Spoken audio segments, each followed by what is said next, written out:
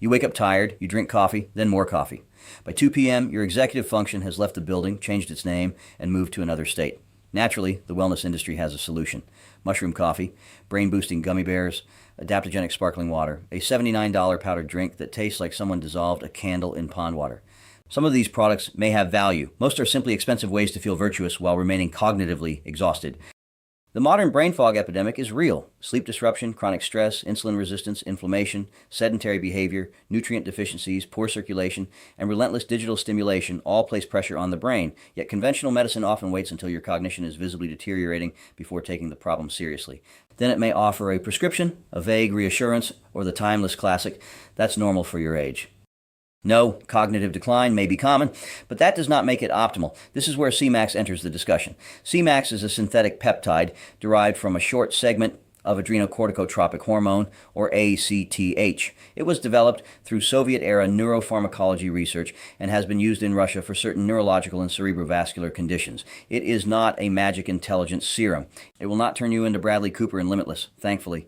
That movie also involved a fictional drug with spectacularly poor quality control. But Semax is scientifically interesting because it appears to influence several systems involved in brain resilience, neuroplasticity, attention, recovery, and cellular protection. The honest version is more useful than the hype. Semax may support specific cognitive and neurological functions, but it has not been proven to raise IQ or make healthy people universally smarter. Of course, nothing has ever been proven to do that. That distinction matters. Semax is commonly described as an analog of ACTH, 4 to 7, modified with a pro-glypro sequence. Unlike full-length ACTH, Semax is designed to act primarily as a neuroactive signaling peptide rather than as a hormone that stimulates the adrenal cortex. In plain English, it is a small biological message.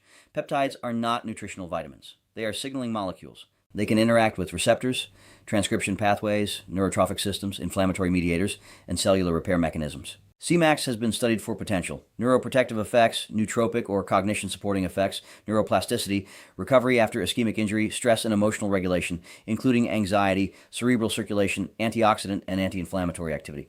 The most compelling mechanistic story centers on brain-derived neurotrophic factor, better known as BDNF.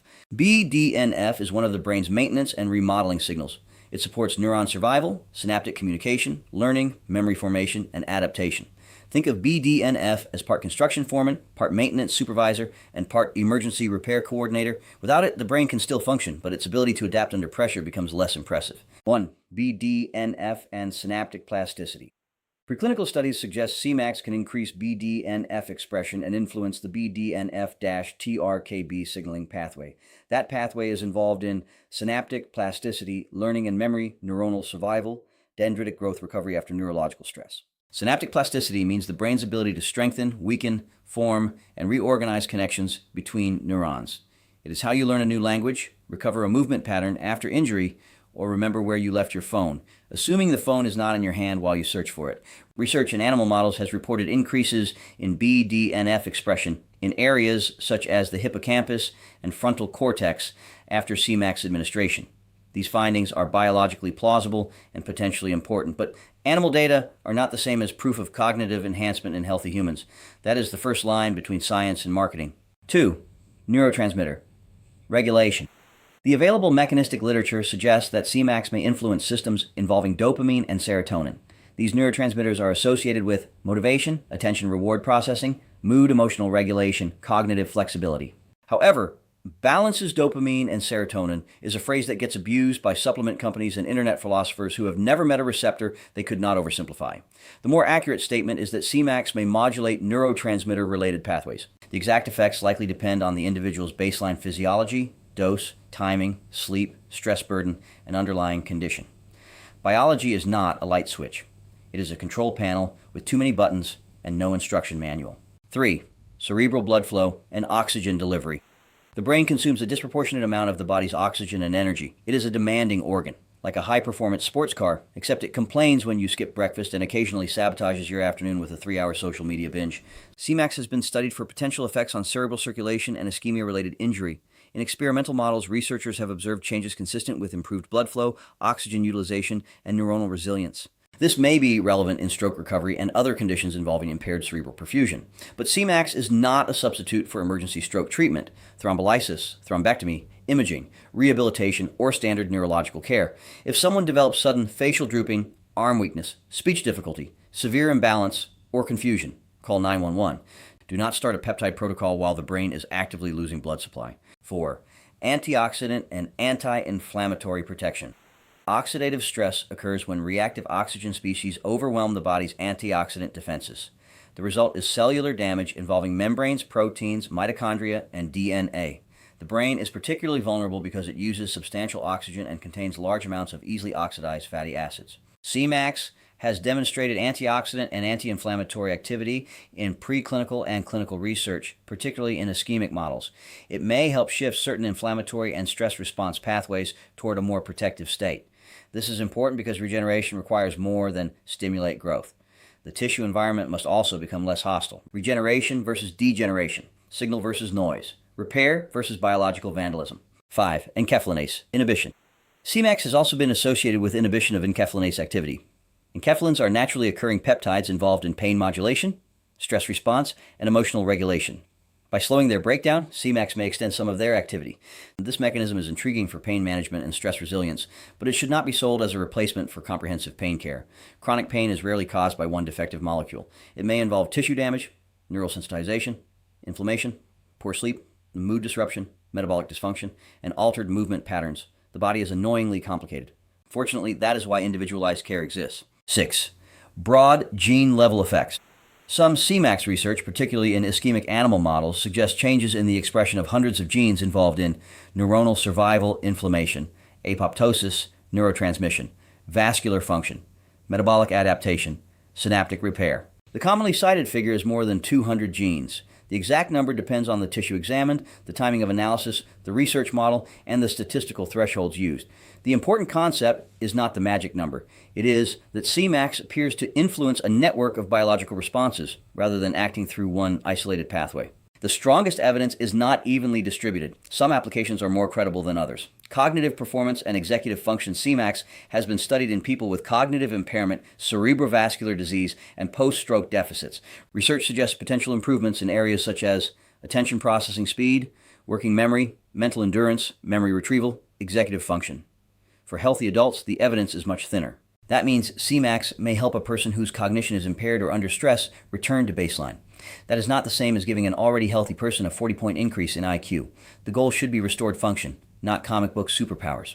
For patients exploring peptide therapy in Sarasota, cognitive goals should be evaluated alongside sleep, hormones, metabolic markers, nutrition, stress, circulation, and neurological history. Semax is used in Russia as an adjunct in ischemic stroke care and rehabilitation. Small studies and regional clinical research have reported improvements in neurological scores, mobility, motor recovery, and activities of daily living. Some studies have also reported increased BDNF levels during recovery. The caveat is substantial. Most human data come from Russian studies, many of which are small, older, or difficult to evaluate by modern international trial standards. There are no large, globally accepted Phase 3 trials establishing Semax as routine stroke treatment in the United States.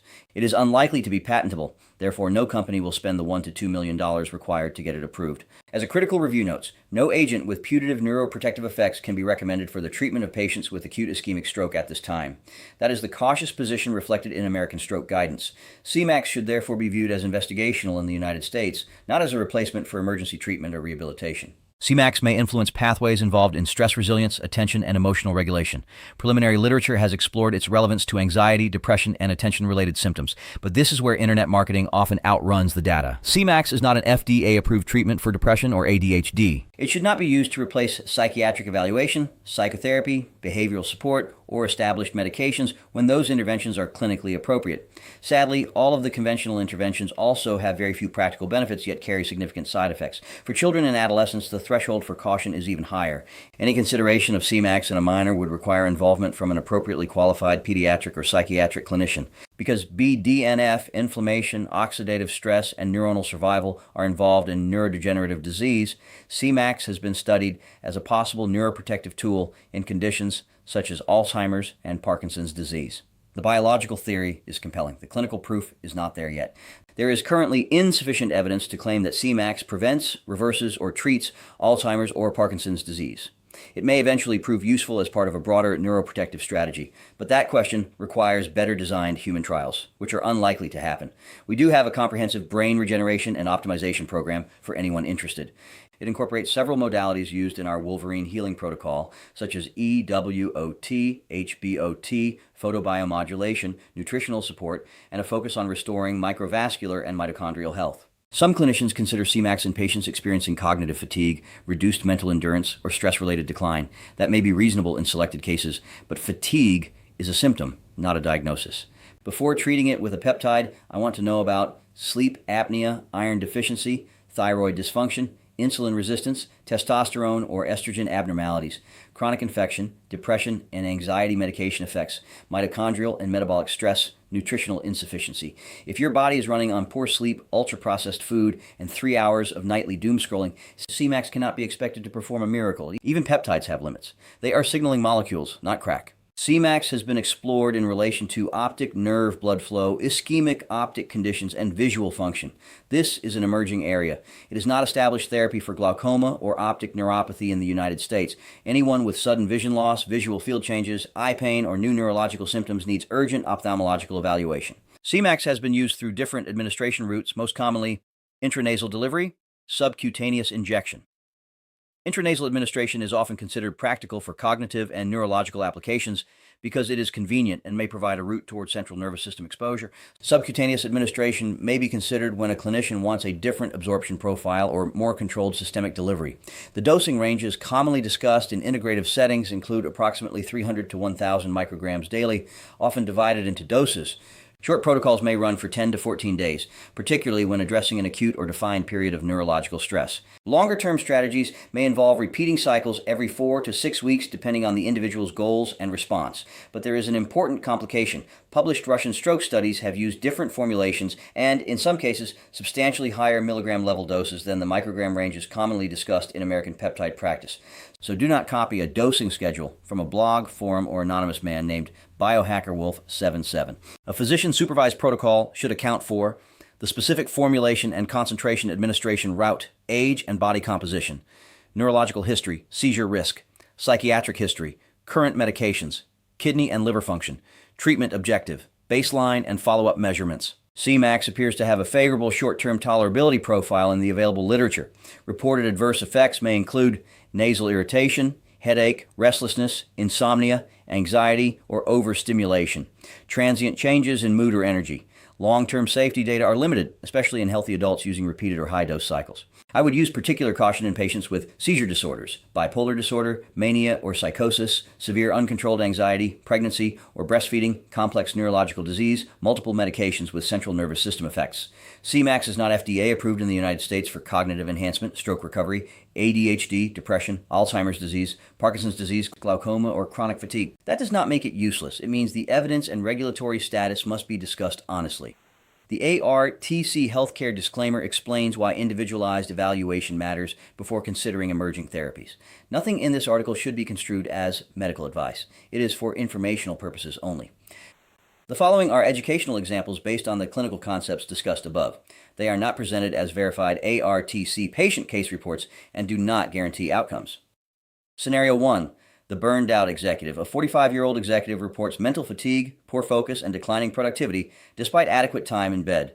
Before considering Semax, the evaluation would include sleep quality, metabolic markers, thyroid function, nutrient status, stress load, medication review, and cognitive baseline testing. If appropriate, a clinician might consider a short monitored intranasal protocol while tracking focus, memory, sleep, anxiety, and work performance. The question is not, did this make him a genius? The question is, did measurable function improve without creating new problems? Scenario 2. Stroke rehabilitation. A 65-year-old man is recovering from an ischemic stroke. The first priority is emergency neurological care. The second is evidence-based rehabilitation. Any consideration of Semax would be adjunctive, physician-directed, and coordinated with neurology and rehabilitation professionals. Outcome tracking could include motor function, speech, mobility, activities of daily living, and cognitive performance. A peptide should support the rehabilitation plan, not replace it. Scenario 3. Attention difficulties in an adolescent. A 12-year-old has difficulty sustaining attention and regulating emotions. This is not a situation for an adult peptide protocol copied from the internet.